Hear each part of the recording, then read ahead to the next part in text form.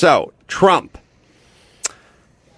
As I always say, Drew, how did grunge music come about? Okay. Way too much hair bands.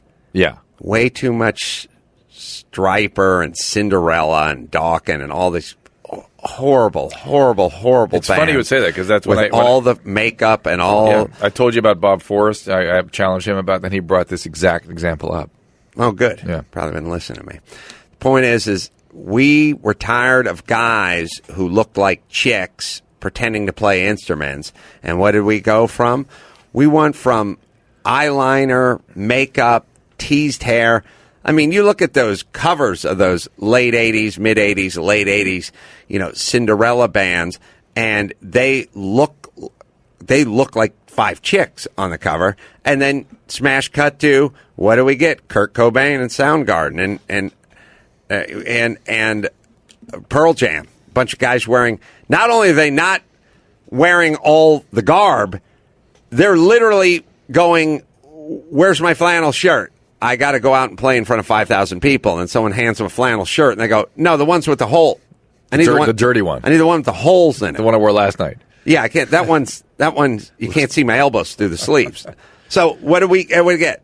What did the hair look like? What did the facial hair look? It was like, I'm going from 3 hours of hair teasing and primping to 0.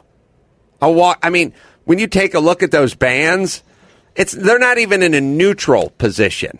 You know what I mean? It's like you might not dress that way to go to the supermarket, much less play the Forum. No, now it's a costume. It's the other costume. It's the anti-costume. Okay. Can I interrupt you real quick before you want to Trump? Because I'm afraid I'm going to forget to tell you about this. This extreme reaction stuff made me think of somebody who was on Loveline just last night, and he'd be great for Take a Knee. Dr. Ray, 90210, Dr. 90210, plastic surgeon. Mm-hmm. He's running for president in Brazil now. Wow. And he's talking about how he grew up in a hut. He killed the man that raped his mother. There is so much going on there for Take a Knee. You'll go out of your mind. So Dr. Robert Ray, book him for the Take a Knee, I'm telling you.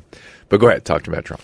So this is the pushback. Now, here's what's happening.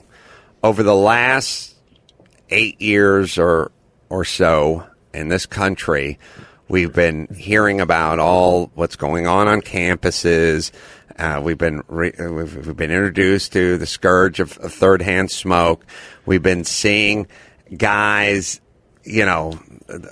all the Black Lives Matter movement and all the stuff. Duke Lacrosse, that was 10 years, but all this trumped up insanity. Strangely, yeah. 1 in 4 women have a chance to be raped on campus, and.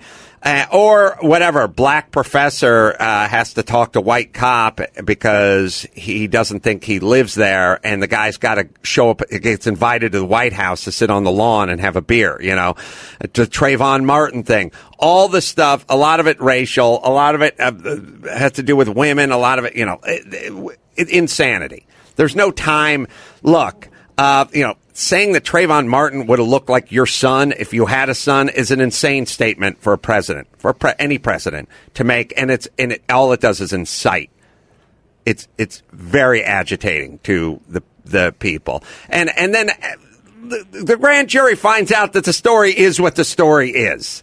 And the same with Ferguson. And everybody, there's a black version of it, there's a female version of it, there's an everything version of it, and basically heterosexual white males who go out and go to work every day are going, hey, you know what? Fuck this. I'm done. I don't like this. I don't like what we're becoming. I don't like to have to apologize for paying taxes. I don't like to have to apologize for telling anyone of any color or any persuasion, hey, get to work, feed your family. By the way, stay with your family. You can't leave your family. Everyone's tired. All the earners, they're tired of apologizing.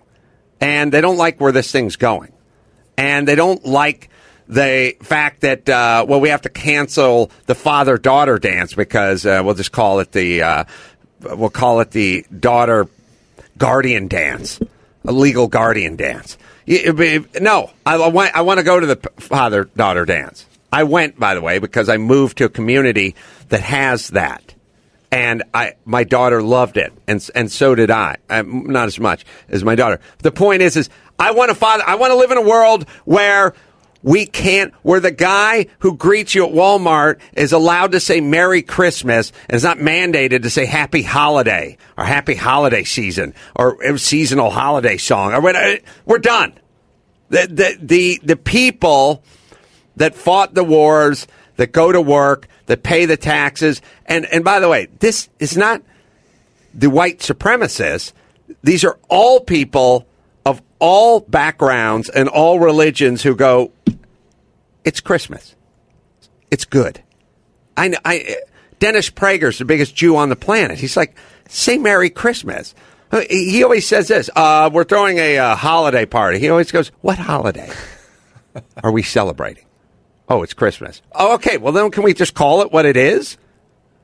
For the what do we do on Arbor Day? Just call it Outdoor Day or Shrub Day or something. 4th of July. I mean, just call it what it is. All these people are tired. They've had enough.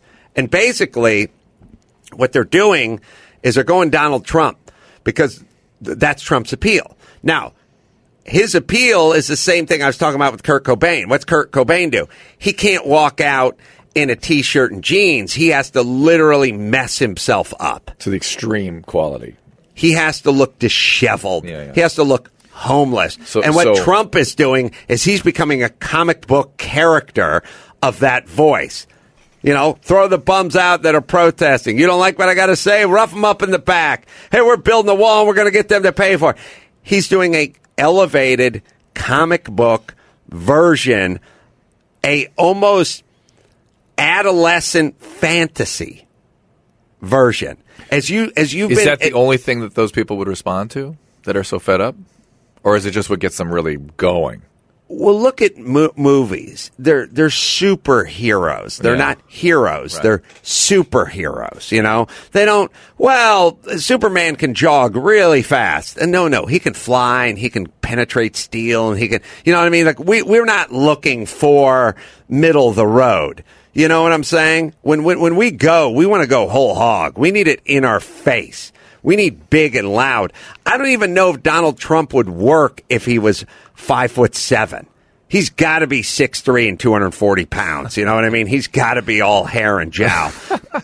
And so what all the folks that work hard, pay their taxes, and are tired of hearing about microaggressions and people finding safe spaces on campus and the Duke lacrosse and all the other trumped up whatever bullshit we've decided. We've turned on ourselves. How quiet. We've turned on ourselves as a society. We're tired of us beating us up, explaining about how we've cornered the market on racism, how we invented slavery, all this stuff that all other cultures did. And we actually did a better job at stopping this, at ending this scourge of, we were the ones we fought the war over slavery. We died over slavery. We're tired of trumping everything up, pardon the pun, bring it all back and feeding ourselves a steady diet of poison about how horrible this country is, how we turn our back on the poor and the refugees and blah, blah, blah. And Trump has become a cartoon superhero character. So we shouldn't be scared of this. I'm not. Okay. I'm not scared of anything. That's my question. And the support for him is the build up of all the beers on the White Houses, and he could have been my son and all that. And we're all just knee jerking it to Trump.